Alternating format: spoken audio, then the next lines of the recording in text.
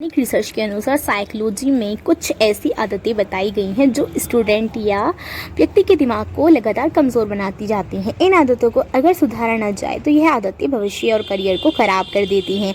आज से ही इन आदतों को सुधार कर लो, वरना बहुत पछतावा होगा। फ्यूचर में यह आदतें अच्छों का दिमाग कमज़ोर बना देती हैं, जिसके कारण ही याददाश्त कमज़ोर होती है, पढ़ा हुआ याद नहीं रहता, जल्दी कुछ भी समझ में नहीं आता, अंदर से किसी न किसी बात को लेकर डर बना रहता है। साइकोलॉजी के अनुसार जो आदतें दिमाग को कमज़ोर बनाती हैं, उनमें से कुछ आदतें पहले मुझ में भी पढ़ाई के समय हुआ करती थी, लेकिन मैंने समय के साथ उन्हें सुधार किया और जब जाकर कामयाबी के रास्ते पर चली पाई मैं ही क्यों। जो भी व्यक्ति अपनी इन आदतों से सुधार करता है वह कामयाब ज़रूर होता है, चाहे वो पढ़ाई लाइफ में टॉपर बनना चाहो या फिर फील्ड में कामयाब बनना चाहता है, या मेरी तरह आप भी इन आदतों में सुधार करके दिमाग को फ्रेश तेज बना सकते हो और कामयाबी तक पहुंच सकते हैं। दिमाग और पढ़ाई से रिलेटेड कोई भी प्रॉब्लम का समाधान आज आपको इस वीडियो में मिल जाएगा। सो गाइस, हमें रिसर्च करने और वीडियो में बनाने में बहुत टाइम लगता है और बहुत मेहनत लगती है, लेकिन आप एक लाइक शेयर कमेंट में हमारी मेहनत को बहुत सपोर्ट मिलता है। So please don't forget like share comment subscribe.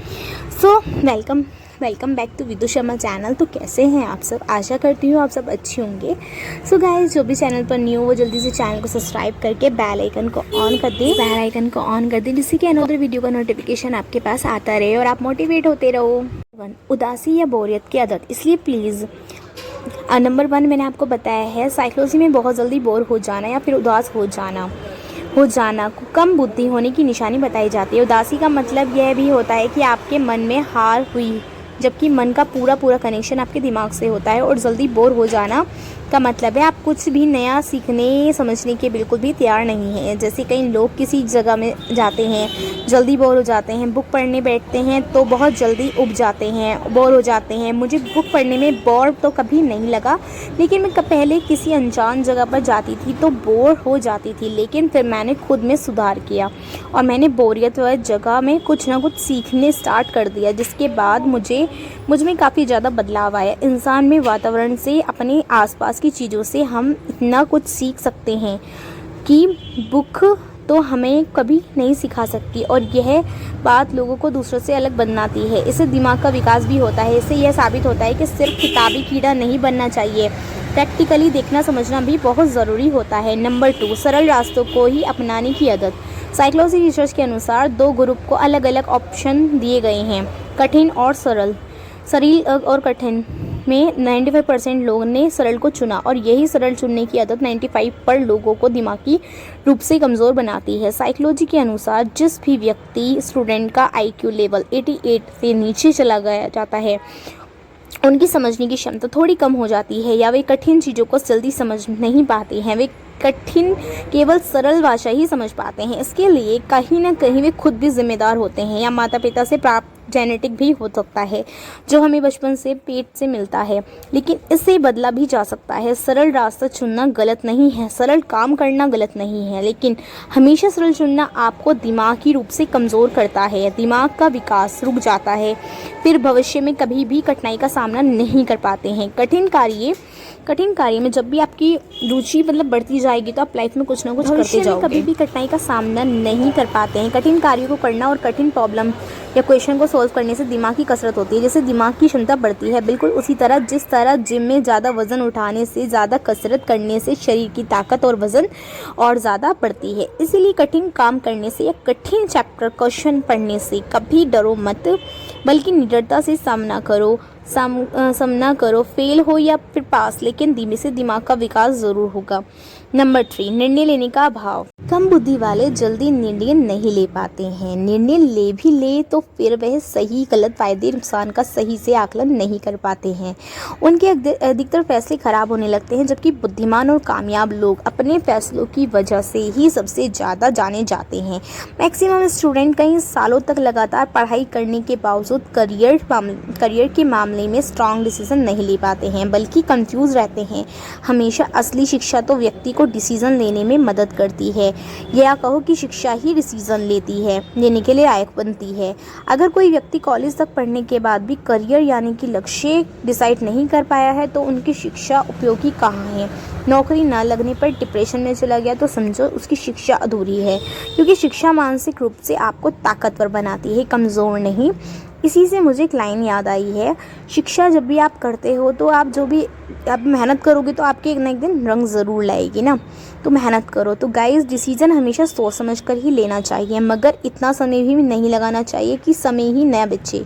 सही समय पर किया गया कार्य और सही समय पर लिया गया फैसला ही ज़िंदगी बदलती है, कामयाबी देती है। नंबर 4, आत्मविश्वास नीचे गिराने की आदतें।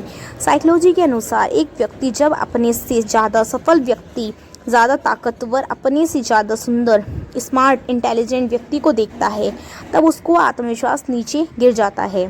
फिर वह खुद को कमज़ोर समझने लगता है या फिर सामने वाले से जेलस होने लगती है, जिसके कारण उनका आत्मविश्वास लगातार नीचे गिरता चला जाता है। आत्मविश्वास गिरने से बुद्धि कमज़ोर होने लगती है। बुद्धिमानों या सफल लोगों से जलना या उनसे खुद को कम समझना की बजाय उनसे दोस्ती कर लेना ज़्यादा बेहतर होता है, और ऐसे लोगों के आसपास भी रहने से खुद को सौभाग्यशाली मानना चाहिए। उनके साथ रहने, उठने, बैठने, बात करने से, अच्छी संगति से कम बुद्धि का व्यक्ति भी सफलता हासिल कर लेता है, जबकि गलत संगत से बुद्धिमान भी लाइफ में फेल हो जाता है।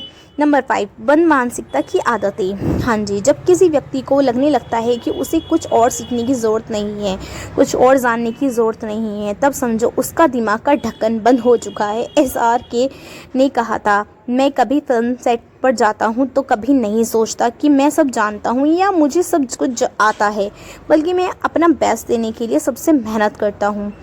और उनके यह जो डायरेक्टर उन्हें डायरेक्शन देते हैं उस हिसाब से करते हैं। वे हमेशा कुछ ना कुछ सीखते रहते हैं, छोटे बड़ों हर किसी से वे सीखते हैं, इसलिए तो SR कहलाते हैं। दोस्तों, जिस तरह घर के अंदर जाने के लिए सबसे पहले दरवाज़ा खोलना पड़ता है, उसी तरह दिमाग को विकसित करने के लिए हमेशा दिमाग का दरवाज़ा खुला रखना पड़ता है। चाहे जहाँ से जिसे भी जो कुछ सीखने को मिल जाए सीख लीजिए, नहीं सीखेंगे तो इसमें आपका ही नुकसान है।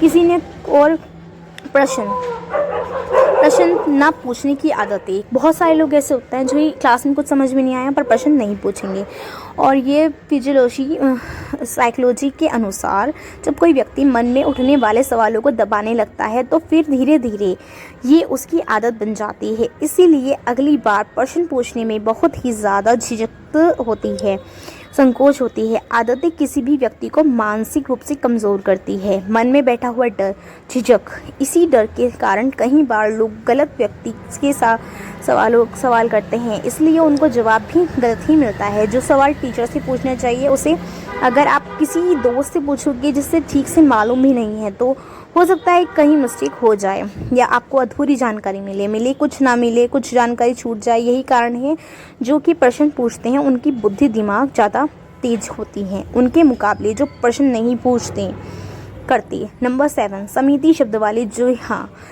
यस नो बस इतना ही जवाब देते हैं। 4 लोगों के बीच ज़्यादा बात नहीं कर पाते हैं, उनमें कम बुद्धि होती है या ज्ञान का अभाव होता है, इसीलिए लिमिटेड ही बोल पाते हैं, जिसके कारण कब क्या कैसे बोलना है इसकी स्किल कम होती हैं।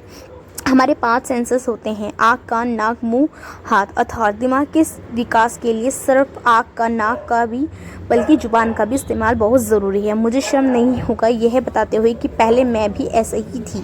मुझसे जब तक कोई पहले से बात ना करे उससे बिल्कुल भी इस बात नहीं करती थी, लेकिन जब मुझे एहसास हुआ कि यह आदतें मुझे कमज़ोर बना रही हैं तो मैंने समय के साथ खुद को बदल डाला। हर हर महादेव। अगर आपको मेरा वीडियो मोटिवेट लगा हो तो please do like, comment, share, subscribe this YouTube channel. मिलती हूँ जल्दी ही अनदर मोटिवेटेड वीडियो के साथ। बाय।